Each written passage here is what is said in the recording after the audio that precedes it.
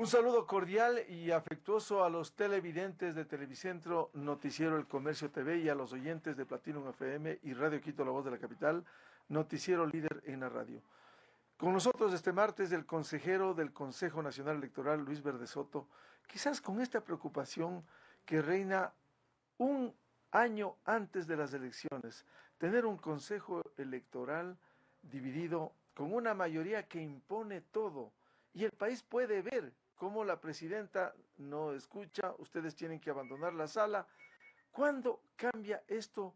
Cuando hay de por medio un juicio político contra Diana Tamaín, presidenta del CNE, pero se necesitan 91 votos, lo cual resulta cuesta arriba, cuando hay partidos como el Social Cristiano o el Correísmo que están defendiendo a Diana Tamaín. Muy buen día.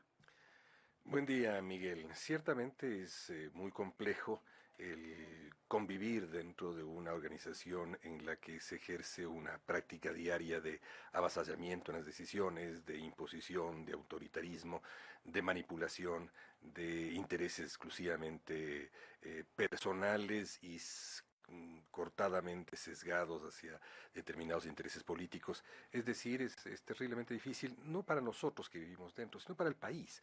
El país no puede tener supeditada a su principal función democrática a este tipo de comportamientos. Conscientemente, yo creo que el tema sigue siendo el de la resistencia, basta mientras se deba resistir. Mientras sea necesario resistir, habrá que hacerlo por el bien del país. Pero sin embargo el país es quien define a través de sus representantes políticos lo que debe hacer con sus organismos electorales, lo que debe hacer con sus funcionarios, que no somos sino funcionarios públicos, es decir, personas que debemos tener responsabilidad, y existen organismos del sistema político que deben, en todo caso, resguardar las funciones principales del Estado, y en este caso está en ellos en este momento. ¿Qué pasó ayer con la aprobación del presupuesto? ¿Por qué la imposición de los tres sobre ustedes? ¿Cuáles eran los argumentos de ustedes? Bueno, primero que la práctica que se ha dado es una práctica inveterada de imponerte las cosas, es decir, el reglamento establece que al menos 12, pero dice al menos 12 horas, al menos quiere decir que 12 horas es cuando existe una necesidad urgentísima, debe presentarse, de convocarse un pleno, pero ¿Cuándo les entregaron la prórroga? 13 horas antes. 13 horas antes, sin anexos, es decir, sin la letra menuda de la proforma, sin que hayamos tenido apenas una reunión a través de nuestros asesores el día viernes, y que básicamente se trataba de imponer un tipo de, otra vez, de gasto, un tipo de distribución de recursos mucho más en una situación limitada, cuando se deben, y esto es fundamental, se debe mejorar la calidad del gasto, se debe entender que la sobriedad del gasto tiene que tener resultados similares a los logrados, y para eso hay que tener metas, objetivos claros, y no se puede delegar en un director administrativo financiero todas las reformas. Se tiene que discutir sobre los criterios y las metas. Esto no se quiso hacer. Una vez más se impuso. O sea, se presenta, se impone y no se debaten los números en el caso de un presupuesto. Así es, este fue el caso, y ciertamente lo que ocurrió fue que no nos quedó más que abandonar la sesión mostrando este disgusto, pero esto ocurre a menudo, y ocurre porque eso se puede verlo en todas las votaciones que ha habido en el Pleno.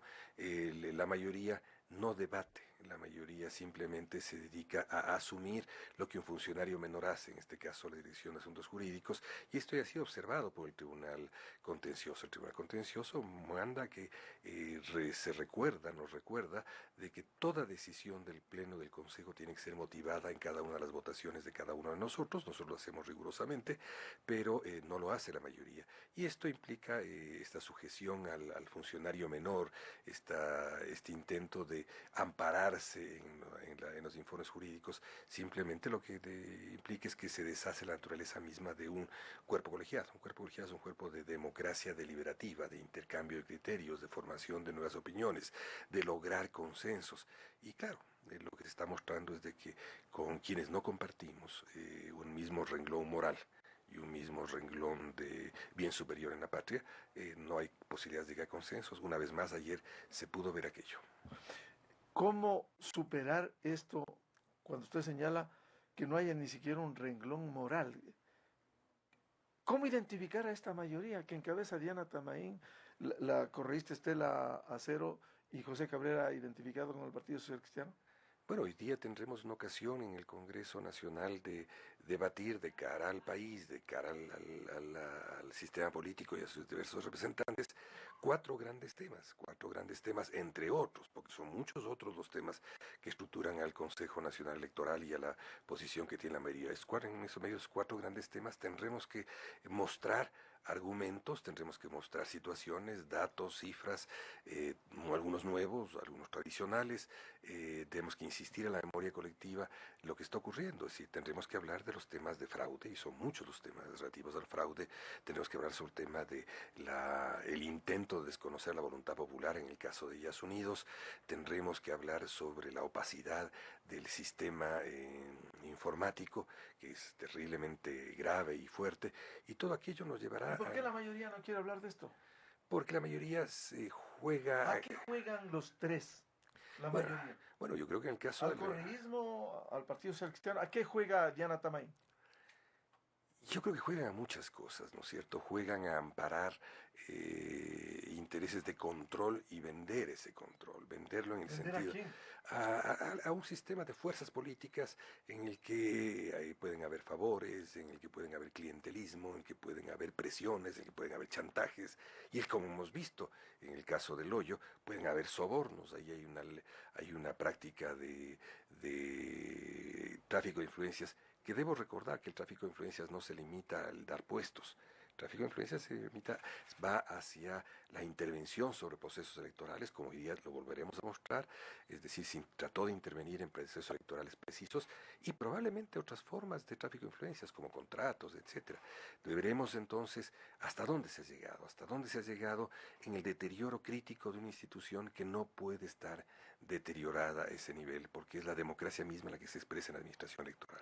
Ahora, la mayoría, y Diana también han señalado que el movimiento Creo querría tomarse el CNE. ¿Eso es verdad? ¿Usted se suma a eso, no? Por favor, yo no soy ni vinculado a Creo y lo que yo soy fundamentalmente un hombre de las instituciones y lo que está ocurriendo el día de hoy es una rendición de cuentas de las instituciones, de una institución, una función del Estado, cuya pluralidad de miembros llama ahora a la representante o a la presidenta, a la consejera a cargo temporalmente de la presidencia, a que a que rinda cuentas ante la otra función del Estado. Aquí no ocurre nada más que eso, que se ampare una serie de sentidos comunes, yo creo que carece de sentido.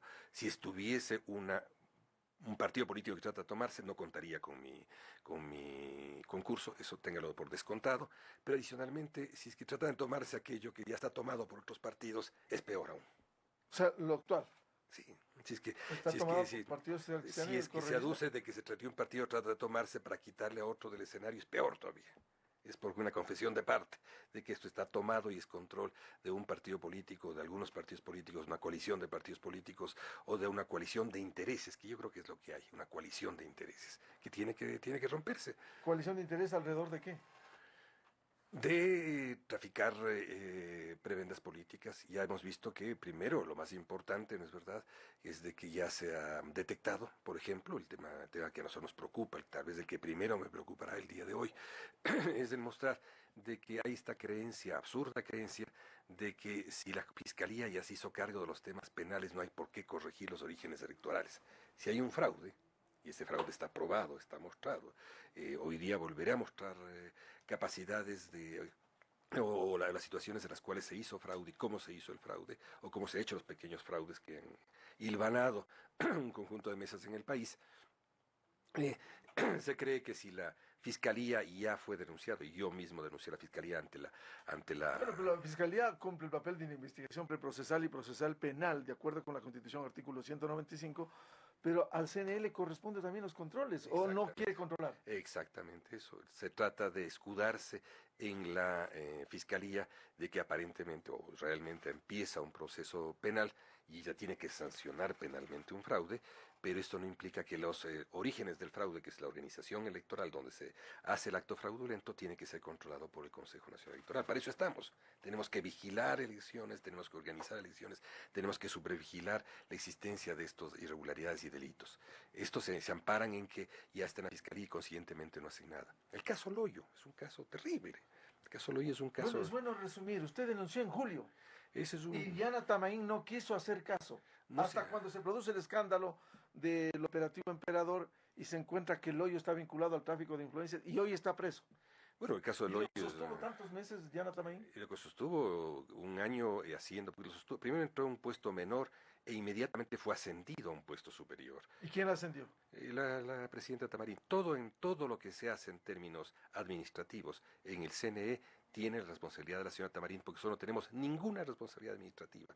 No hemos sido ¿Le permitidos. asciende sabiendo que tiene más de 30 procesos presuntamente delincuenciales? Yo espero que no haya Usted lo conocido. denunció. Yo lo denuncié ya entrado unos meses después, una vez que mis investigadores pudieron saber quién era este personaje que se metía en las elecciones de Manabí, que se metía en las elecciones de Los Ríos, que hacía cortapisas terribles en cada uno de los procesos electorales. Y Lo todo investigamos. protegido por Diana Tamaín. Protegido por quien ejerce toda la autoridad Porque allí. Diana también dice, eso me sugirieron, como Enrique Pita también ha sugerido otros nombramientos. Mira, aquí debemos ser muy claros. Nosotros no sugerimos nombramientos. Nosotros no tenemos nada que ver. El único nombramiento que yo una vez sugerí es el relativo a la Dirección de Asuntos Internacionales a cargo de un brillantísimo funcionario que tuvo una brillantísima actuación durante un año, el doctor Carlos Espinosa, doctorado en Australia del mejor nivel del país y que fue lastimosamente inmediatamente desechado después de terminar el proceso electoral de las observaciones internacionales. Menos mal que pudimos... Buenos antecedentes y no malos antecedentes como Loyo que lo ratifica. El único caso, Diana el Tamaín. único caso, y en ese caso fueron desechados. Y yo me siento muy feliz de haber tenido ese funcionario y ninguno otro. En el resto de casos he más bien sufrido la agresión permanente de la presidenta Tamarín de retirarme los funcionarios, por ejemplo, que trabajaron en Arroz Verde. Funcionario que trabajaba en Arroz Verde de la institución, fuera de la institución era destituido. Es decir, la presidenta contribuyendo para que no se esclarezca bien. Claramente. Era evidente que generando una sanción, generando un escarmiento para que nadie del Consejo Nacional Electoral trabaje en ese tema y para que nadie de fuera pueda creer que puede tener permanencia al interior del Consejo Ahora, con Electoral. este ambiente de la mayoría, ¿se puede garantizar elecciones si ya venimos con procesos con incertidumbre, con presuntas irregularidades, se apague el sistema? ¿Cómo se va a garantizar elecciones 2021 con este ambiente? Pues otra vez habrá que estar vestido con una armadura, una fuerte caballería y una gran lanza para poder detener algunas de las cosas que se pueden detener. Recordemos, yo voy a hacerle hoy día visible algunos elementos de lo que fue planteado como elementos de concertación y entre ellos claramente temas relativos a cómo evitar el apagón, cómo evitar los fraudes en el reconteo, cómo llevar Pero si la mayoría no le hace caso. y tendremos que volver a pelear. Y la única forma que hay en democracia es la de proceder a una rendición de cuentas radical y conscientemente. O sea, las diferencias en una institución son saludables, eso es democracia. Pero otra cosa es que una mayoría imponga las cosas. Así es, lastimosamente confunden, y esto es una práctica que viene en la última década, la llamada democracia mayoritaria o la imposición de la mayoría a través de votos con una democracia deliberativa, que es entender Claro. que es... Ya se vivió con los 100 votos de alzamanos en la asamblea. Así es. En el correísmo. Y es lo mismo, exactamente lo mismo que ocurre acá. Es exactamente lo mismo que ocurre acá. Es decir, si hay un informe elaborado a trastienda por las autoridades jurídicas, automáticamente simplemente llegan al Salamana y eso termina. Es lo que quisiera que hagamos ayer y no lo hicimos. Y al final, si el país dice que se vayan todos. A mí no me quita el sueño. Yo lo único que no permitiré es irme por algo que yo denuncio. Y ahora yo he denunciado estos 4 temas que están presentes en el Congreso. Los 4 temas los cuales se debate el juicio de la señora Tamarín fueron denunciados por mi consejería junto con la consejería del ingeniero Pita en la mayor parte. Los 4 temas, los temas de fraude, los temas informáticos, todos los 4 temas fueron denunciados por mi consejería. Yo no miré por algo que he denunciado. Pero tengo plena, a mí no me quita el sueño el tener que irme. Pero va realmente a estar cuesta sueño arriba. ir, volver a mis labores académicas, sueño con volver a mis tareas en varios países, entre otros sueño con volver de algún modo a la universidad en la cual yo suelo ejercer en funciones 2 meses al año. Ahora, cuesta arriba 91 votos en la asamblea, cuando los socialcristianos y el correísmo votarían juntos para defender a Diana Tamaín. ¿Quién gana y quién pierde? ¿Pierde el país? Cada país define lo que cree que debe hacer a través de su sistema político. Y sanciona o no sanciona. Hay formas de sanción política, no serán reelectos algunos legisladores. Hay formas de sanción moral, serán acanallados por la opinión pública. Hay formas de sanción horizontal, habrá modalidades entre ellos de controlarse, pero sin más, además de eso, los legisladores deciden con estar... lo que está ocurriendo en el Consejo Nacional Electoral es una definición que hay que respetarla porque todos los sistemas políticos son así, pero tienen también mecanismos de controlización. Luis Verde Soto, consejero del Consejo Nacional Electoral, y esta polémica alrededor de la actuación del máximo organismo electoral del país en el noticiero El Comercio TV de Televicentro. En las radios Platinum FM y Radio Quito, la voz de la capital, continuamos este diálogo con Luis Verde Soto. Un feliz martes, muy buen día.